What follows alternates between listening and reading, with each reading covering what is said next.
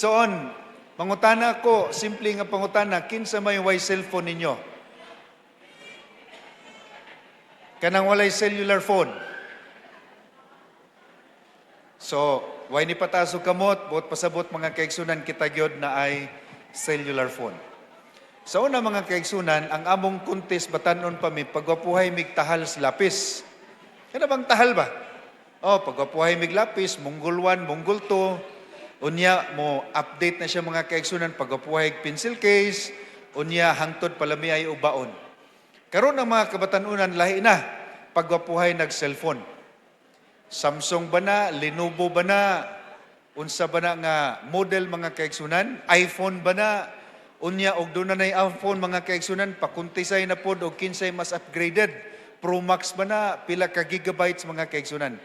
That now is the trend of the time mga kaigsunan. So no wonder, walay bisan usa nato di mga kaigsunan, do not own a cellular phone. Do you think that cellular phone and all gadgets, iPad included, computer desk mga kaigsunan, laptop, do you think that that is a blessing for us mga kaigsunan or a curse? Panalangin ba ang makaangkon o gadget sama sa cellular phone o nahimo na hinong tunglo alang nato mga kaigsunan? Ingon sa Pastor Raul, nahimong both panalangin o tunglo pod mga kaigsunan. Kanus ama nahimong panalangin ang atong cellular phone mga kaigsunan o kanus apod nahimong tunglo. That is the gist of our lecture for this morning mga kaigsunan.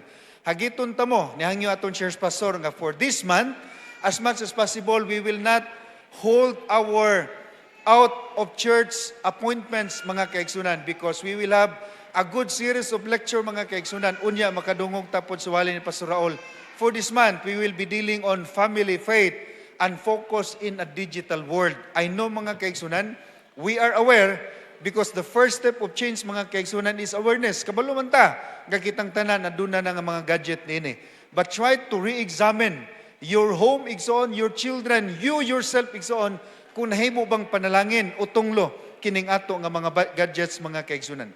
So again, this is not, our lecture is not about anti-technology. We do not advocate that you must not own a cellular phone or a gadget mga kaigsunan, but we will advocate and acknowledge its presence. Dili mapugnan igsoon ang atong digital age karon as much as possible if we do not keep the pace of the innovation as well as the technologies igsoon. Mabiyaan kita. Gani mga kaigsunan, ako kontento rin ko sa akong cellphone nga Samsung ba? Baratuhon rin kayo na akong cellphone. This is only worth 17,000 igsoon. Alang nako, makatext lang, makatawag. That was enough. But the demands innovated igsoon. What is that demand? Sometimes I have to have a cellular phone mga kaigsunan that can accommodate emails. Because not all the time nga ito kong opisina, I can open my computer desk mga kaigsunan and look for my emails. So, that was innovated. Although ang akong cellular phone, Samsung gihapon pero medyo taas-taas na gigabytes just to accommodate emails mga kaigsunan. And you know what? When we were in Indonesia, just like the Philippines, a third world country, you cannot travel outside of the country mga kaigsunan without a cellular phone. Because of e-travel. Sa una, when you travel outside of the country, sa aeroplano pa lang, papilapon ka lang o arrival card mga kaigsunan. You have to write your arrival card, your name, asa ka nga country mo tugpa, unsa nga hotel o balay imong puy-an dito. But now no more. Wala na'y papil-papil mga kaigsunan. So, how are you going to fill the arrival card? Cellular phone, online na. If you do not have your cell phone, you cannot travel outside of the country mga kaigsunan. So that's why I have innovated my cell phone. So kini nga akong cellphone mga kaigsunan, Samsung rin pero ultra na ni mga kaigsunan. So this is worth around, Samsung gihapon pastor, pero ultra na, plus 25, etc., etc. Just to accommodate emails mga kaigsunan and just to connect in the internet. But when travel igsoon padung sa Indonesia, pag tugpag ginamo sa airport, so, scan na ka QR code mga kaigsunan, nga naabot na kakunuhay. Niya ako, kaya di magkabalog yun na. So, I requested my wife, ako mga bata, mga kaigsunan, to do it for myself, mga kaigsunan. Busy po sila. So, akong giduol tong guard sa airport. Can you help me in blah, blah, blah, blah, blah. Ingon, kabalo mga kaigsunan, nung sa tubag sa guard. what kind of cellphone is this? Wa sila kailag Samsung igsoon. Why? Dito sa Indonesia, they use Apple, iPhone mga kaigsunan. They do not know Lenovo, etc., etc. But that did not change my mind. Hanto doon Samsung gyapon na akong cellphone. In short, mga kaigsunan, di gyud ko maibog og cellular phone. I am contented bisag keypad mga kaigsunan because for me, call, text, emails would be enough. But now, demands ay higher mga kaigsunan.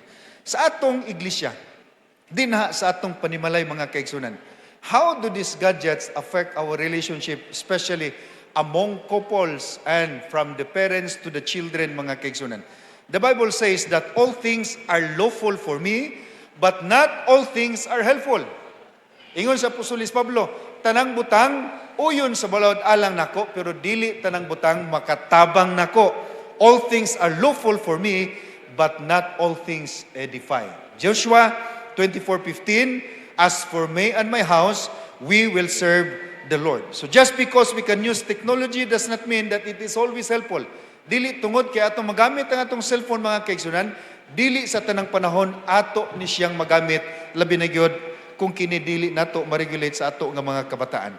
Families, we want our homes to be clearly committed to serving the Lord even in our digital habits mga kaigsunan. So this morning, intro pa lang ni, and next Sabbath igsoon, we will be hearing some more important lectures on how to deal in the digital world igsoon, especially sa relasyon sa magtiayon mga kaigsunan. So, a day in the digital life, if you are working, busy transacting your business, you will discover mga kaigsunan that every day you have to open your email. Kami mga kaigsunan, we were directed by the Supreme Court, kapag abot ginamo sa opisina, we have to open our PG 365 to expect some emails from the Supreme Court. And we are also directed that before we go home mga kaigsunan at 5 o'clock, we again have to open our emails and so on for some instruction. That is now the demand of the time. So we are flooded with emails mga kaigsunan, phone calls, texts, tweets, unabated. Work intrusion evenings, sa una itong trabaho, 8 to 5 ragyod. But because of the digital age, sometimes makadawat tag notice sa itong opisina that there is an email such as, even in our homes, mga kaigsunan, we are tempted to open our emails, even on weekends and even on vacations. Families in the same room, but they are worlds apart, mga kaigsunan, because of gadgets. These are troubling patterns. Problema gyud mga kaigsunan that if we do not know how to handle this would result to what? Destruction of relationships. Devices used during meals. I do not know, igsoon, o kami lang ba? Devotions, vacations, even family worship, we have our cell phones in our hand. And children feel unheard by distracted parents. Parents model the behavior that children adapt. Face-to-face time decreasing and conflicts, this time is now increasing.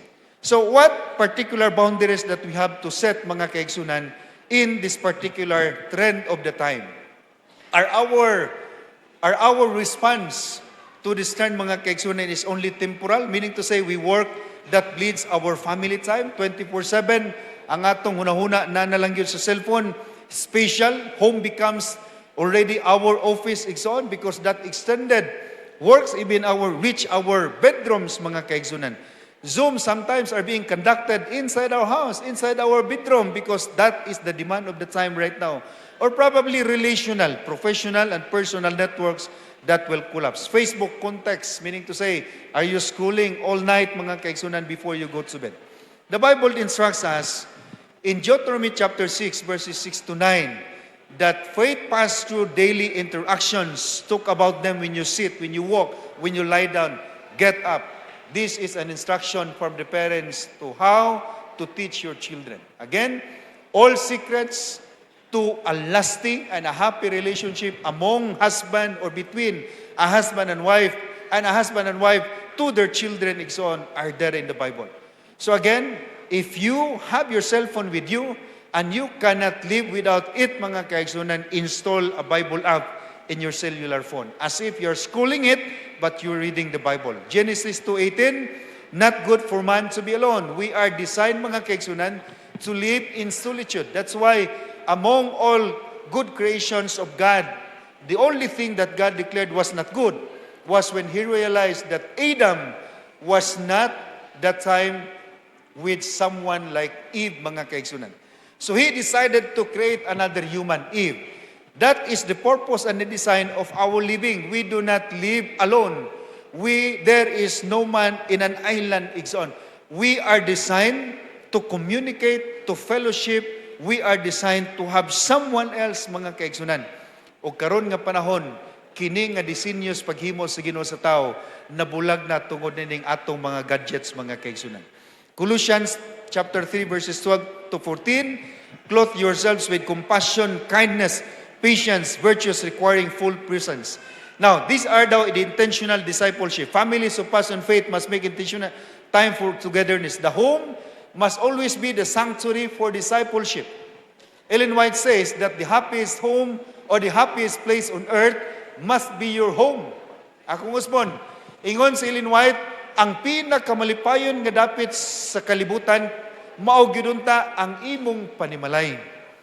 Your marriage story must be the first love story that your children heard in their lifetime.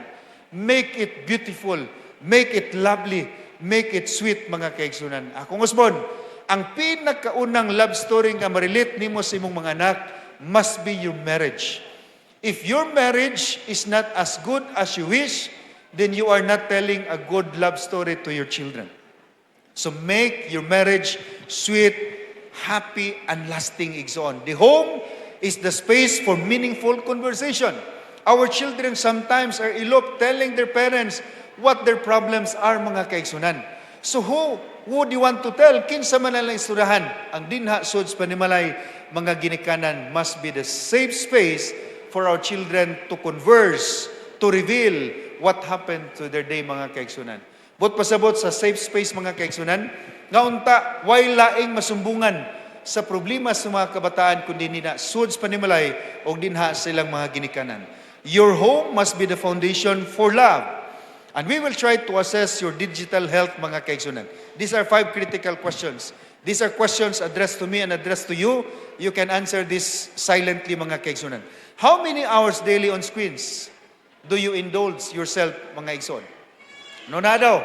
Pila ka oras ang imong gigoogle, mga kaigsunan, sige scroll sa Facebook, opening your emails, igsoon, reading text, messenger, etc., etc. Track, but do not estimate, mga kaigsunan. Are devices present during meals, bedtime devotionals, kanang tingpangauna, napabagyahan cellphone ang inyong gihawiran, mga kaigsunan? Again, these are questions that you can silently answer, igsoon. Do family members feel heard, seen, and valued, igsoon? Meaning, do you have time, parents, for your children to hear the sentiments of your children? Did you listen to them? Did you value the words that they utter before you? Are tech boundaries clear and respected? Klaro ba ang inyong guidelines on the use of technology? When you were here last night, you will be blessed by the testimony of Elder Ramones, mga kaigsunan. Gwapo kayo ang ilang giset sa guidelines niya sa mga kabataan. How often do you have tech-free family activities? Doon na ba'y panahon sa inyong panimalay, mga kaigsunan, nga bawal yun ang cellular phone, at least in a particular day or in a particular week, mga kaigsunan? Then consider that question. Where does your family stand? Disconnected because of cellular phones, digitally distracted because of social media platforms, digitally balanced because of good foundation, or tech-wise and probably present, meaning to say these are an exemplary. So these are the guiding principles sa ato ning paspasan, mga kaigsunan, because of the time constraints.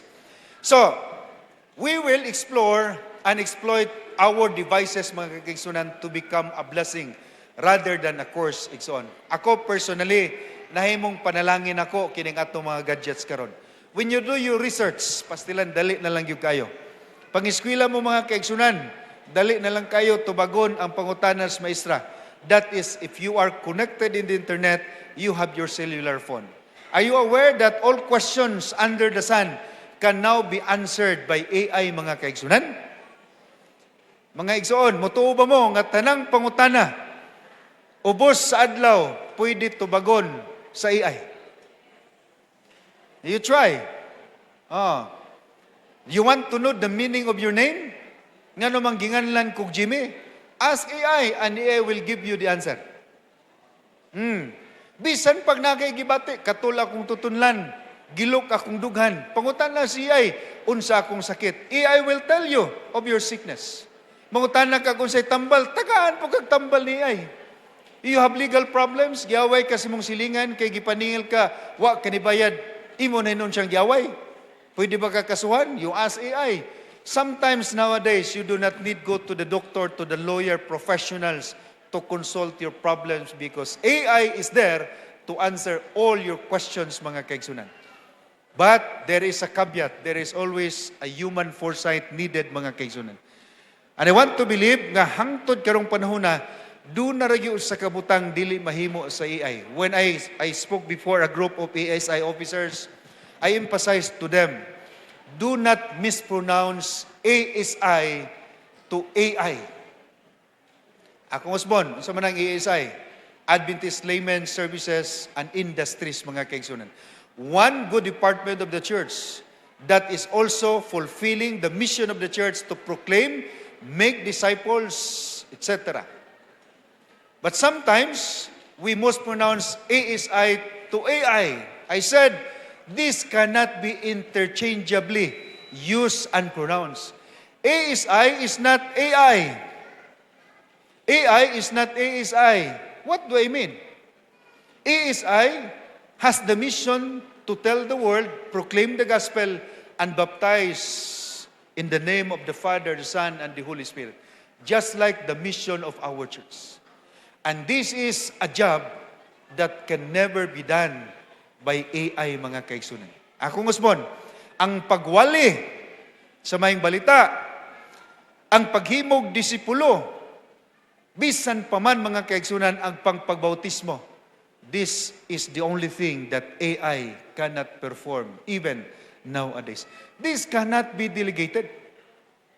Di pwede masugo si ChatGPT, si Meta AI, si Gemini, mga kaigsunan, to go outside and proclaim the gospel of God, baptize them in the name of the Father, the Son, and the Holy Spirit. Who will do this? ASI will do this. Who will do this? You and me will do this. AI cannot do this, mga kaigsunan. So that is why our emphasis for this day, digital discipleship in action. Reclaim the table. Atong ang kunon balik ang lamisa sud sa atong panimalay. During mealtime, no more cellular phone, no more iPad, as much as possible. No phones, only pure and genuine conversation with your children. Amen? Can we do that? We will test, mga kaigsunan. Create sacred tech-free zones, bedrooms, bathrooms, dinner table. In all the corners of our house, mga kaigsunan, halos na lang gabit-bitag cellular phone. Ang ako misis, mas ganahan daw siya sa CR o na cellphone. Lami daw iyang libang, mga kaigsunan, o na cellular phone. Ako pod, mga kaigsunan. Sa di pa matog, supposedly bedroom is a room for us to rest. But because of screen time, mga kaigsunan, that disrupted. Di ba? Nakuha ng atong oras sa tulog. Consider a weekly digital Sabbath. Saan ang digital Sabbath, mga kaigsunan? Set a day in a week, mga kaigsunan, that you do not use your cellular phone. What way would that be? The best day is the Sabbath day. Huwag man tayo nagtrabaho. We do not expect emails because that's Saturday. So if you can fast, mga kaigsunan, digitally, that is a good step, first step, mga kaigsunan. Moving forward, making our gadgets a blessing than a curse, mga kaigsunan. Sunday, busy naman punta. We can use our gadgets, mga kaigsunan. Model health tech use. Children, follow examples, not rules. Remember, mga kaigsunan, when we parents, wala sa cellphone, pero ikaw gagamit kang cellphone. I do not want to overemphasize that. Parents, remove your own log first. Mga ginikanan, tanggala sa ng inyong pagkahangol sa cellular phone, etc. before you can tell your children. Prioritize presence packets. What's that? 15 to 20 minutes daily, undistracted time. Kaya?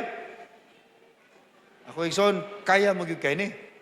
Sometimes, kada bitong bisig-bisita, niya, di ta gusto mamiss ba? Kung saan po update sa GC karon, saan po balita karon. So every now and then, we open our cellular phone for updates, for news, mga kaigsunan. If you are already poisoned of what happened politically, Ikson, I impose upon myself, no news for today. I do not open my Facebook. I do not open my YouTube, mga kaigsunan. Kay samo kayo, sige, gisgot po na ng impeachment trial. Mas-stress ra ka, mga kaigsunan. So, maximize your time. Be productive in everyday, mga kaigsunan. Be undistracted because of this trend of the time. Small investments would result to very significant dividends, mga kaigsunan. So Joshua said, as for me and my house means prioritize face-to-face is over screen time. Sa isbalay, mga kaigsunan, si Jida nasa isa ka room, ako na isa ka room, akong wife po nasa isa ka room, gabidyo kulming tulo. Naramta mi sunod sa balay. Usahay mamahaw, i-text na lang, i-chat. Naog na kay mamahaw na ta. Mag-abot na lang yun, panahon sa tingkaon, mga kaigsunan. Grabe yung pagsulay nining ato ng mga gadgets. Technology out of a sacred spaces. Ask permission before posting about each other. Weekly digital Sabbath. Monthly tech habit evaluations. Use tech to build up rather than to tear down. And device spray. Bid times, mga kaigsunan. So muna yun, sa una to na. Starting today, this is now the end of my lecture, mga kaigsunan. We will try to see. Wala tay evaluation after ani, mga kaigsunan, but just assess yourself when you start cleansing yourself from digital bad habits, mga kaigsunan. Challenge yourself, including me, that starting today, choose one habit to change this week, mga kaigsunan. Number 1, no phones at dinner. So layan na to. No phones at dinner for 7 days. Okay? Next, morning devotions before devices. Kanang pagmata ni mo, igsoon ba? Unsa may una ni mo kwaon yun? Ako igsoon. Ako una kwaon yun, cellular phone. Purpose is to know the time. Na may oras ni mga kaigsunan. Pag hibalo sa oras, uy, sa'yo pa man, diha na ko matintal og scroll, mga kaigsunan. Usahay malimtan ang pag-ampo, pagpasalamat sa Ginoo, gaabre na daan sa cellular phone. I also am a victim of this gadget. 30-minute evening walk. Phone free. Kini kaya na ko ni. Kaya every time I run, I jog, mga kaigsunan, di magyud ko magbitbit. Even susi sa kinan, ako ginanggibilin. Cellular phone, bulky kayo. So if you can run, jog for 1 hour, mga kaigsunan, phone free, that's already healthy. But you notice also, igsoon, matukag City Hall magabi, magdagan ka. Daghan gyapon kay gabas sa cellphone, samtang gadagan. Igsoon, that is counterproductive. Next, read aloud together before bed. If you try to have a time for Bible reading, read aloud before going to bed. Number 2, hold a family meeting. Safe space for honest conversation, collaborative goal setting, and then create your tech covenant. Pray for wisdom and unity. Gift or test. Blessing or curse, mga kaigsunan. Technology can serve us or enslave us, build bonds or break them. The difference in intention and faith versus passive consumption. You can have your gadget with you and make it as a blessing. You can also have your gadget with you and cause it as a curse. What's our goal? Children value our presence. Remember that. They value more than the gadget you gave them. Families anchored in biblical principles and homes where technology serves love rather than hatred, etc. So the question before us is not whether technology will be part of our lives. It will always be part of our lives. That is inevitable, mga kaigsunan. Akong husband, by the evolution of time, gadgets are inevitably now become a part of our lives. That's why, nangutanan ko kinsay way cellphone, wagay ni pataas, mga kaigsunan. We have to accept that. We have to admit it. Head on, mga kaigsunan. That becomes an undeniable trend, an undeniable fact, mga kaigsunan. And it will always be a partner and a part of your life, brothers and sisters. But the question now is whether we will master it in the service of love or allow it to master us to detriment of what matters most. One conversation, one device-free dinner, one packet of presents at a time. Pray for wisdom in the use of technology, grace when you fall short, unity as you grow together. Remember, Technology is a gift and a test.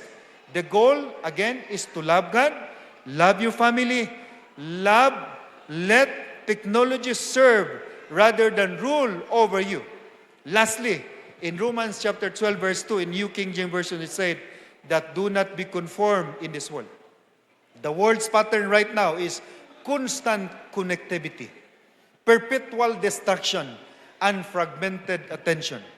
The transformed life must be your presence is more vulnerable than any gadgets that you give to your children, to your spouse, wife, and husband. Your death in the knowledge of how to use it, mga kaigsunan, is more important rather than you are consumed of these technologies that you have right now. Genuine love and true connection must be the core of the use of our technology.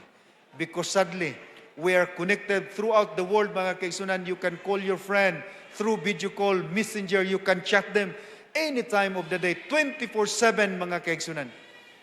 But your spouse, your wife, or your husband, who is beside you in the same bedroom, mga kaigsunan, is world apart from you. Why? We communicate our friends from outside the country throughout the world. Nalimtan na nato pakigistorya sa atong bana o asawa nga tapad na nato sa pagdulog o paghigda, mga kaigsunan. That is very detrimental and sad in the spouses, including our children. So hope, mga kaigsunan, kini pasiuna pa lang.